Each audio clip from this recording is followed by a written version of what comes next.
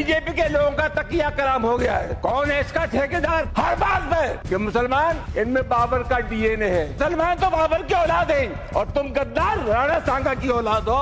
ये हिंदुस्तान में तय हो जाना चाहिए। जिनको रंगों से नफरत है वो हिंदुस्तान छोड़ रहे हैं। ये देश किसी के बाप का देश है। हिंदुस्तान में विभिन्न जातियों के धर्मों के लोग रहते हैं। इस देश की मिट्टी पर जितना अधिकार हिंदू का है उससे कम अधिकार हिंदुस्तान के मुसलमान का है। राष्ट्रीय आंदोलन में हिंदू, मुसलमान, सिख, ईसाई सब लोगों ने तिरंगे झंडे के नीचे एक कौम बनाई। आखिरी मुगल बादशाह जफर, उसके बेटों का सर कलम कर दिया गया, बादशाह जफर के पास भेज दिया गया और अंग्रेजों ने कहा दमदमे में दम नहीं, अब खैर मांगो जान की। ए जफर ठंडी पड़ी अब तेग हिंदुस्तान की। बूढ़े बादशाह जफर ने कहा गाजियों में बू रहेगी जब तक ईमान की, तख्त से लंदन तक चलेगी तेग हिंदुस्तान की। किसी मुसलमान ने ये कहा हो कि हम सद्भावना बिगाड़ना चाहते हैं या होली के त्योहार में व्यवधान पैदा करना चाहते हैं, लेकिन इसके बावजूद भी तमाम ऐसे बयान आए जिसके चलते समाज में दरार पैदा हुई, रिश्ते खराब हुए। सर, एक बिहार के विधायक हैं और एक उत्तर प्रदेश के विधायक हैं। इन दोनों लोगों ने यह कहा कि मुसलमान अपने घर में कैद हो जाए होली पर। उत्तर प्रदेश के एक मंत्री ने कहा कि जिनको रंगों से नफरत है वो हिंदुस्तान छोड़ रहे हैं। और सभापति महोदय, अलीगढ़ यूनिवर्सिटी में सभापति महोदय,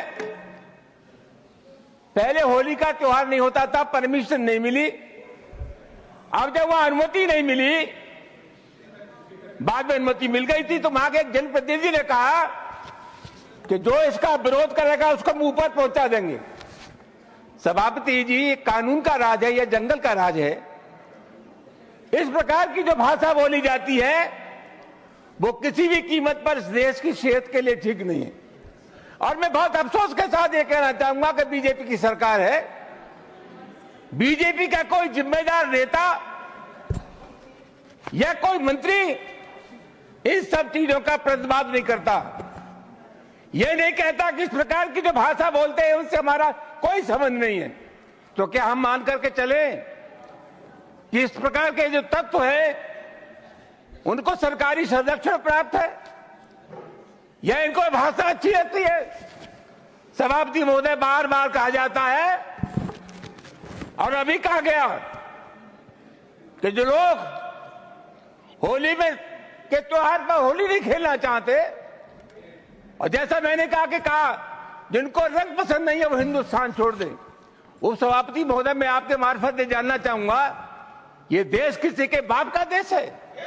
हिंदुस्तान में विभिन्न जातियों के धर्मों के लोग रहते हैं। इस देश की मिट्टी पर जितना अधिकार हिंदू का है उससे कम अधिकार हिंदुस्तान के मुसलमान का है। राष्ट्रीय आंदोलन में हिंदू, मुसलमान, सिख, ईसाई सब लोगों ने तिरंगे झंडे के नीचे एक कौम बनाई। आखिरी मुगल बादशाह जफर, उसके बेटों का सर कलम कर दिया गया, बादशाह जफर के पास भेज दिया गया और अंग्रेजों ने कहा दमदमे में दम नहीं, अब खैर मांगो जान की। ए जफर ठंडी पड़ी अब तेग हिंदुस्तान की। बूढ़े बादशाह जफर ने कहा गाजियों में बू रहेगी जब तक ईमान की, तख्त से लंदन तक चलेगी तेग हिंदुस्तान की। सभापति महोदय, कौन है इसका ठेकेदार? हर बात में एक तो ये बीजेपी के लोगों का तकिया कलाम हो गया है सभापति महोदय कि मुसलमान, इनमें बाबर का डीएनए है। उप सभापति महोदय, मैं जानना चाहूंगा कि बाबर का डीएनए मुसलमान में है। हिंदुस्तान का मुसलमान तो बाबर को अपना आदर्श मानता नहीं है, वो तो मोहम्मद साहब को अपना आदर्श मानता है, सूफी संतों की परंपरा को अपना आदर्श मानता है। लेकिन सभापति महोदय, मैं जानना चाहूंगा कि बाबर को लाया कौन? बाबर को इब्राहिम लोदी को हराने के लिए राणा सांगा लाया था।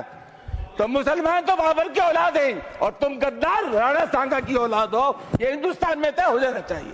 अगर बाबर की तो आलोचना करते हैं, राणा सांगा की आलोचना नहीं करते। सभापति महोदय, ये बहुत सभापति महोदय, ये देश की एकता का अनुभवी आदमी है, बातचीत में संसदीय मर्यादाओं का ध्यान रखें, संसदीय मर्यादाओं का ध्यान रखें। जो भी चीजें संसदीय मर्यादा के अनुकूल नहीं है, एक देश की आजादी की लड़ाई में इन्होंने अंग्रेजों की गुलामी की समाप्ति बोले। प्लीज